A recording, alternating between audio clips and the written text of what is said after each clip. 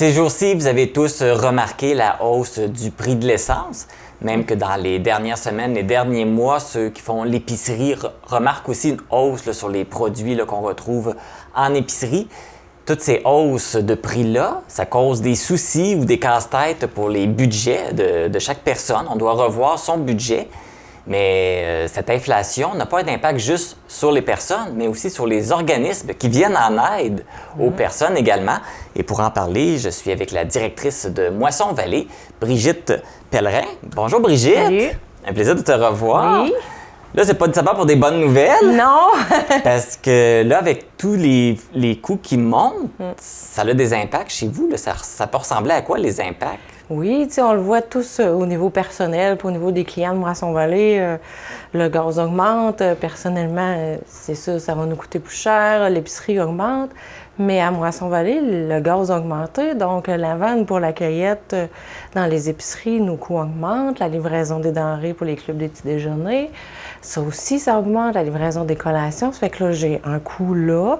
J'ai un coût aussi pour les denrées de base pour que la cuisine puisse transformer les aliments. Donc, les coûts de base pour la cuisine viennent d'augmenter. Mon pouvoir d'achat reste le même. Les prix augmentent. Donc, moi, je vais mettre moins de denrées dans les paniers. Les subventions ne suivent pas. Fait qu'on a un joli problème à gérer ces temps-ci. Là, présentement, on est correct à cause de la généreuse pandémie. Cette pandémie qui s'était invitée dans nos vies a été généreuse malgré tout envers Moisson. Donc, on a quand même on a un fonds pour les prochaines années. Mais généreuse au niveau des subventions que vous avez reçues. Là. Oui, c'est ça. Généreuse. Oui, effectivement. On va spécifier. Au niveau des sous, ça fait qu'on est quand même assuré pour quelques années. Mais quand même, il faut y penser parce que ça va vraiment faire partie du budget. Là. Oui, puis revenir pour les livraisons, les transports, si ça coûte plus cher, vous allez en faire moins ou vous allez essayer de condenser pour faire plus? Comme un exemple concret, les collations dans les écoles, c'est une fois par mois qu'on va livrer les collations. Ça fait que là, on va préparer les collations, on va les livrer une fois, mais on va livrer 3 mois. Pour 3 mois. OK. Fait qu'on va livrer aux 3 mois dans les écoles. Donc, le coût d'achat, il va être plus grand. Fait que tout. Oui, parce que vous l'achetez tout en même temps. temps. C'est ça. Puis le problème aussi, c'est la rareté des produits. Fait que nous aussi, on vit des choses comme ça, comme des barres-tentes, c'est très difficile à trouver. C'est que, tu sais, ça a tout un impact dans notre quotidien, où ce qu'on fait, où on va, où on frappe. Parce que là, j'imagine aussi, vu que les coûts augmentent, il risque d'avoir peut-être plus de besoins. Vous risquez d'avoir peut-être plus de demandes. Je ne sais pas si c'est encore le cas parce que là, c'est tout récent, la hausse des prix. Là. Présentement, c'est stable. Ce qu'on peut voir, c'est des jeunes retraités. Tu sais, quelqu'un qui n'a pas de fonds de pension. Tu sais, les coûts de la vie ont augmenté. Ça fait que là, ça va jouer un peu. Puis l'organisme cherche justement à rejoindre ces gens-là qui sont jeunes retraités, qui travaillent au salaire minimum. T'sais, ils peuvent nous appeler s'ils ont des difficultés, on va les aider. Il y a toujours un moyen de trouver une journée que ça leur convient pour venir à la distribution alimentaire hors jeudi, si on veut. Là.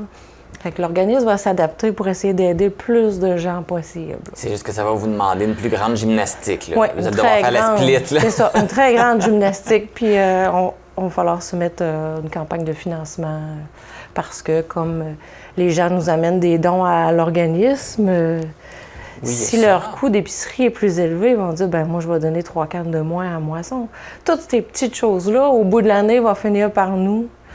Ça va paraître dans les paniers d'épicerie. Parce que dans vos paniers, il y a une grosse partie que c'est des dons. Hein? Oui, une grosse partie que c'est des dons. Il y a une partie que c'est des achats que nous, on fait. Ça fait que tout ça va avoir des répercussions au bout de la ligne. Bien, même pour vous, si vous n'avez pas plus de subventions, vous n'avez pas plus d'argent, vous ne pourrez pas en acheter plus. Puis Non, même c'est que ça. vous allez en acheter moins parce que si ça coûte plus cher, c'est ça. vous allez réduire. C'est vraiment un clic. Un cercle vicieux. Hein? Oui. Ça tourne. Là, tantôt, en m'en venant, j'ai vu 1,98 le gaz. Fait que là. C'est le ça temps fait d'aller comme, gazer. OK. Parce que je pense que rendu à la fin de la semaine, ça risque de monter encore. Donc, on vit toutes ces difficultés-là. Est-ce que vous avez commencé Est-ce que tu m'avais dit que l'organisme avait commencé à le ressentir ou c'est plus. Présentement, non. OK. Là, on prévoit.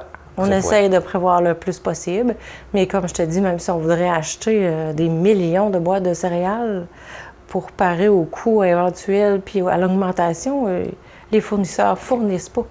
Fait qu'on est comme dans un air où c'est très, très, très, très difficile avec cette fameuse pandémie. Là. Fait que là, votre plan d'action en ce moment, c'est quoi? Là, ce que vous mettez en place si jamais ça explose? Là? Mais présentement, j'essaie d'acheter toujours tout le temps un petit peu. OK.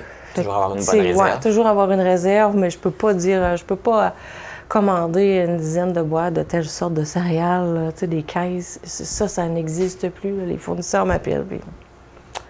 Fait que c'est sûr qu'avant de fournir une banque alimentaire comme moi, ils vont fournir les épiceries. Là. Fait qu'ils ont quand même, les fournisseurs ont quand même leur priorité. Fait que ça découle. Tout à fait. Et puis, je ne sais pas votre organisme si c'est le cas, mais je sais qu'il y a des organismes aussi qui ont des difficultés à recruter des bénévoles. Je ne sais pas si c'est votre cas. Est-ce que vous avez cette problématique-là en plus? Pour l'instant, ça va bien, les bénévoles. Okay. On a une belle petite équipe. C'est la pénurie d'employés, c'est très difficile. Ça joue aussi sur le moral des troupes. Fait que tout ça... Ça vous fait beaucoup de choses à gérer ces temps-ci. Vous avez un bon défi, là. Oui, très bon. Fait que là, vous devez souhaiter que ça dégénère pas plus. Non, c'est ça. Puis que le printemps arrive, la chaleur et les sourires. Oui, bon, en espérant que le reste va suivre aussi, va bien aller. Bon, on espère que ça aille bien pour vous, mais de toute façon, comme tu as mentionné, les gens peuvent continuer quand même à vous appeler, vous allez continuer à les soutenir, vous allez trouver des solutions pour le faire aussi. Puis le 16 mars prochain, oui, c'est vrai. La soupe populaire réouvre ses portes, comme le passeport vaccinal nous quitte. Fait que ça va être plus facile pour la gestion au niveau de l'équipe de travail. Ça fait qu'on repart notre soupe populaire, puis on a travaillé sur une soupe spéciale au chaudron gourmand. Donc, la soupe populaire va avoir une soupe spécialité.